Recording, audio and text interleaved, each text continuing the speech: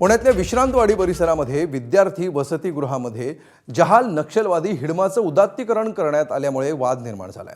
राज्याच्या समाज कल्याण विभागाकडून हे वसतिगृह चालवण्यात येतं। काही महिन्यांपूर्वी सुरक्षा दलांनी नक्षलवाद्यांविरोधात केलेल्या कारवाईमध्ये हिडमा मारला गेला होता। मात्र वसतिगृहामध्ये आयोजित सांस्कृतिक कार्यक्रमात हिडमाचं उदात्तीकरण करणाऱ्या गाण्याचं विद्यार्थ्यांकडून सादरीकरण करण्यात आलं। आदिवासी पेहराव केलेल्या विद्यार्थ्यांनी हे गाणं स्टेजवर सादर केलं। यातील बहुतांश विद्यार्थी हे गडचिरोलीचे आहेत। या विद्यार्थ्यांनी हिडमाचा उल्लेख पर्वत अशा अर्थानं केल्याचा दावा केलाय।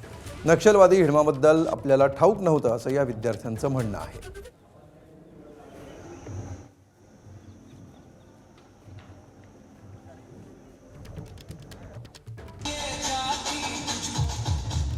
त्यामध्येच आम्ही 3 गाणे सिलेक्ट केले होते।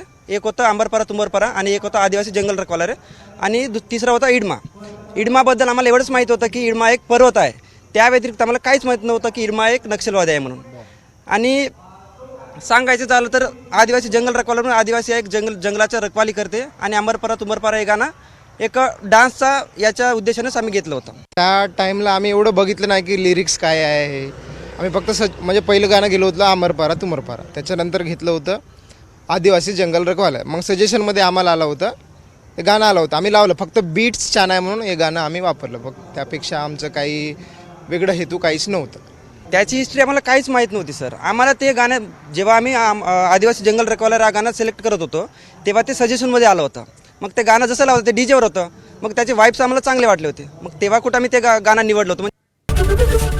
एबीपी माझा, उघडा डोळे बघा नीट।